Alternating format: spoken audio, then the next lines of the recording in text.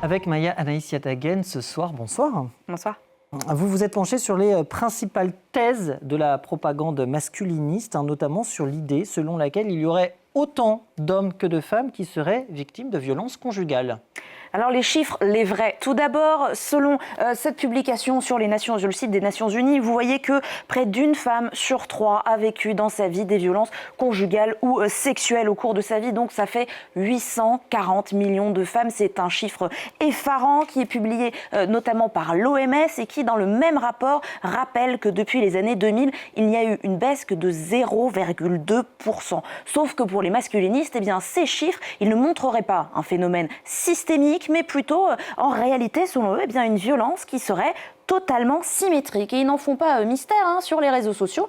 Ils affirment que, selon eux, eh bien, il y aurait autant d'hommes que de femmes qui seraient victimes de violences conjugales. Sauf que dans les faits, évidemment, c'est faux. Prenons pour exemple la France. Vous avez les chiffres officiels publiés donc par l'État qui vous rappellent qu'en 2024, 84% des victimes de violences conjugales étaient des femmes et 98% des victimes de violences sexuelles étaient également des femmes. Donc encore une fois, ça ne veut pas dire qu'aucun homme n'a jamais été victime de violences conjugales, de violences sexuelles, mais il y a bien une asymétrie et les femmes sont bel et bien victimes plus souvent de ce type de violence. Et c'est la même rhétorique qui est utilisée lorsque les masculinistes nient la catégorisation de féminicide. C'est exactement la même chose et là aussi sur les réseaux sociaux, il y a des publications qui affirment que c'est un mot qui serait en réalité totalement inutile sauf pour l'idéologie politique. Ils affirment que le mot féminicide, eh bien en réalité ce serait un fait divers comme un autre. Le terme, il s'est imposé dans les organisations internationales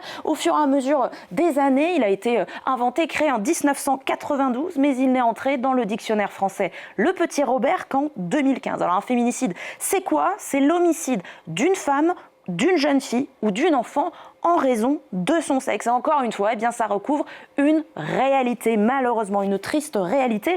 En 2024, je vous laisse découvrir les chiffres publiés par ONU Femmes. En 2024, eh bien, il y avait 83 300 femmes et filles qui ont été tuées intentionnellement dans le monde en raison de leur sexe et une vaste majorité par quelqu'un qu'elles connaissaient. Toutes les études montrent un phénomène, là aussi, systémique. Et à noter que la notion de féminicide, elle existe dans le dictionnaire, mais pas dans le code pénal français, tout simplement parce qu'il y a un article du code pénal qui date de 2017 et qui punit plus sévèrement un crime qui serait commis notamment en raison du sexe de la victime. Et les masculinistes accusent également les femmes de mentir lorsqu'elles dénoncent des violences.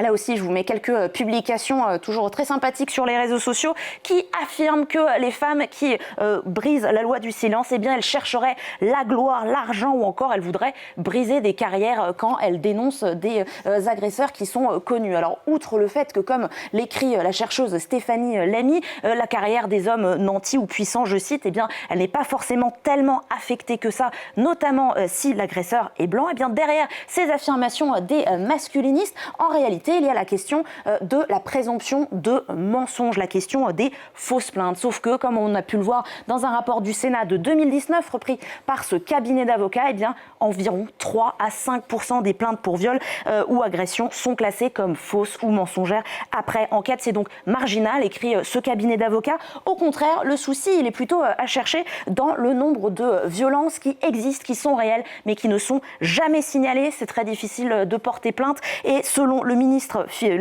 français de la Justice, environ 4 femmes victimes de violences sur 5 ne le font pas, ne portent pas plainte. Et de manière générale, les masculinistes affirment qu'il est désormais plus difficile d'être un homme qu'une femme. Alors déjà, il y a d'un point de vue économique, on voit très vite que c'est faux. Notez ce rapport qui essayait de savoir si en 2030 on atteindrait l'égalité. Non, et puis ils admettent même que peut-être on pourrait d'ici le 22e siècle atteindre l'égalité entre les sexes. D'un point de vue économique, en France, les revenus annuels des femmes sont en moyenne 22% plus bas, sans compter qu'elles assurent la grande majorité souvent du travail domestique non rémunéré. Et puis il y a l'économie, mais pas que. Vous voyez cette publication sur Twitter qui affirme que le féminisme tuerait carrément plus que le nazisme parce que les hommes seraient désormais désavantagés à cause des lois qui seraient plus protectrices des femmes, des quotas ou encore des dispositifs spécifiques. Et pour cela, eh bien, ils mettent en avant des chiffres sur le suicide, le chômage ou encore l'échec scolaire. Alors c'est vrai qu'il y a un souci chez les hommes qui est le tabou de la santé mentale. C'est plus difficile peut-être d'identifier les différentes problématiques, d'en parler, de se faire aider. Et il y a effectivement des chiffres, notamment sur le suicide. Les hommes sont bien 3 fois plus concernés que les femmes. Mais là aussi, les études se sont penchées sur ces différents phénomènes et montrent bien que ce n'est pas la faute des femmes, la faute des féministes, mais bien des problématiques à imputer au modèle viriliste qui, en gros, dit aux hommes « soyez forts et puis taisez-vous ». Donc voici quelques thèses masculinistes que j'espère avoir debunké correctement et je vous renvoie vers l'article de ma collègue Pauline Rouquette qui en a débunké encore plus 9 thèses de la propagande misogyne debunkée.